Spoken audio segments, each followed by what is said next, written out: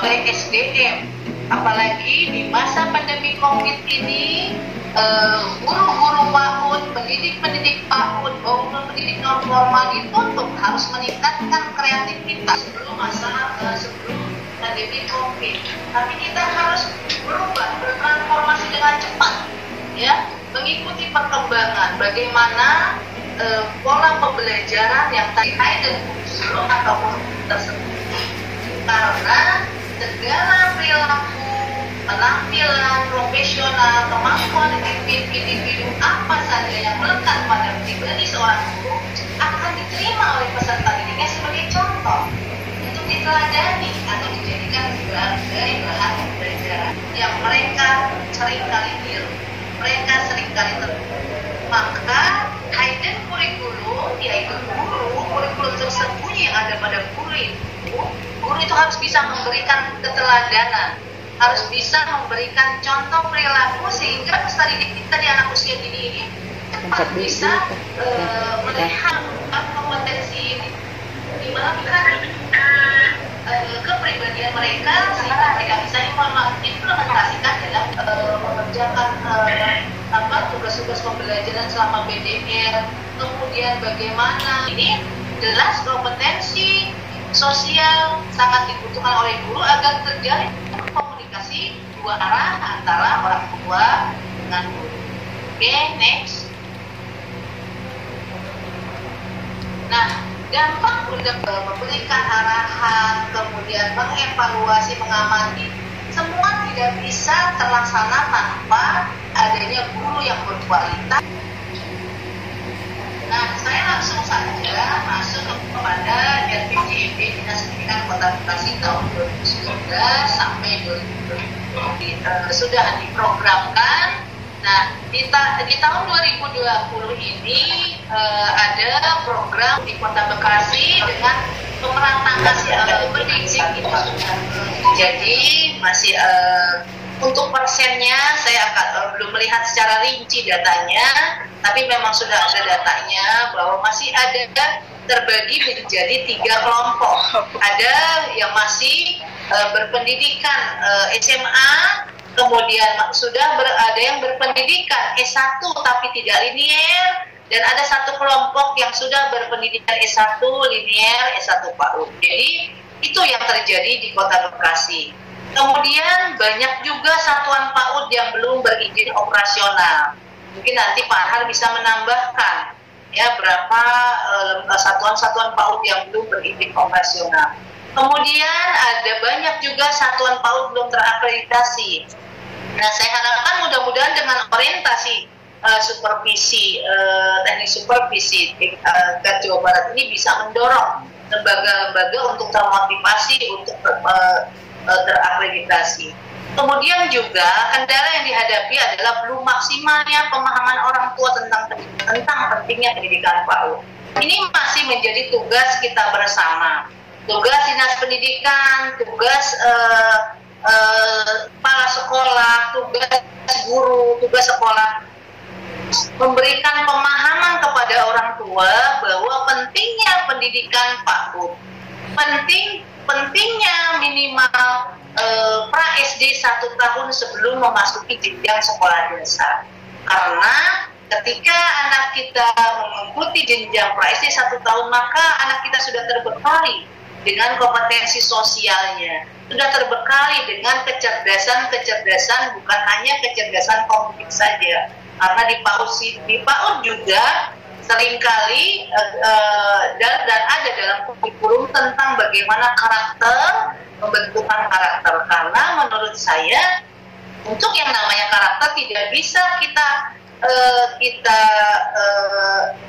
tumbuhkan usia SMP atau SMA, tapi kita mulai tumbuhkan dari sejak anak usia dini.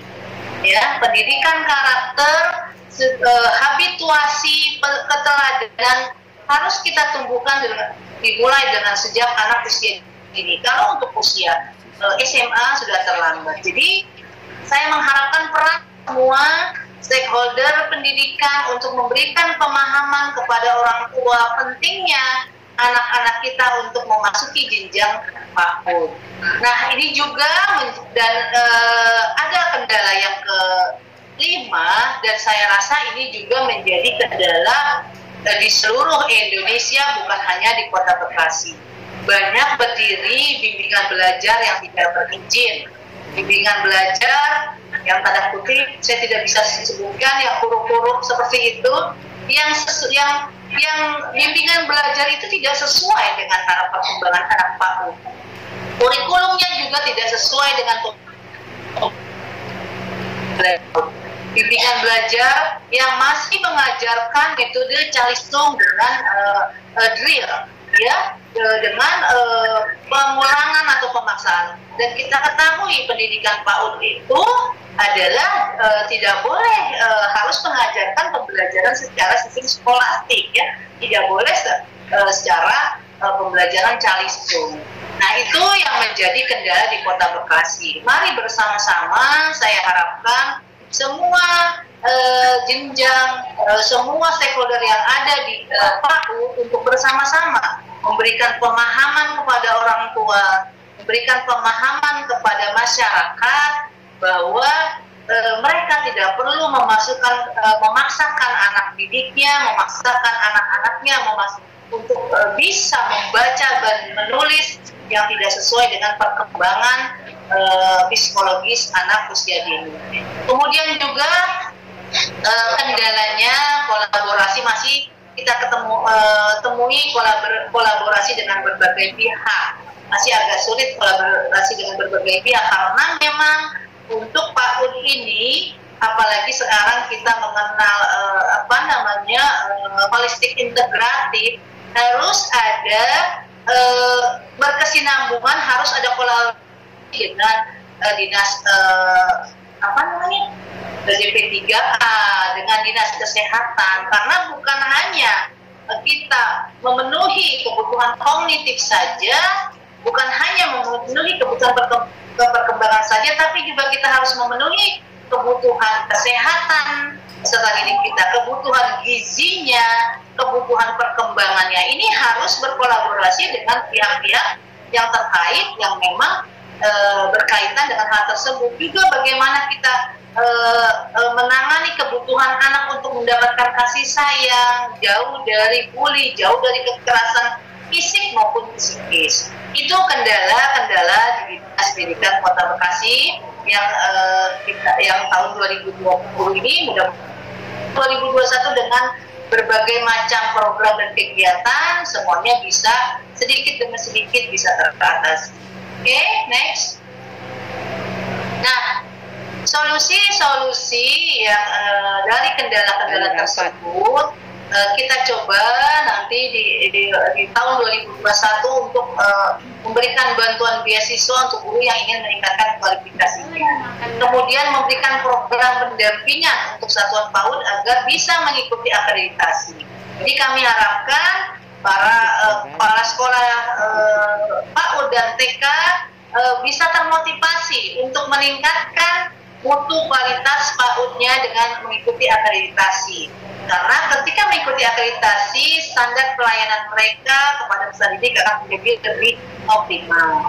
Kemudian mengadakan program-program parenting oleh Ormit dan Penilik. Nah, ini saya memberikan apresiasi kepada organisasi mitra, Himpaudi dan IGTK, kemudian forum PKBM yang sering mengadakan parenting kepada orang-orang tua murid agar mereka memahami pola-pola pembelajaran PAUD. Kemudian untuk ke masalah dengan bimbingan belajar, alhamdulillah kami Dinas Pendidikan sudah berkoordinasi dengan Satpol PP, memberikan edaran kepada Satpol PP agar menindak bagi bimbingan belajar anak usia dini yang melakukan pembelajaran di masa ini.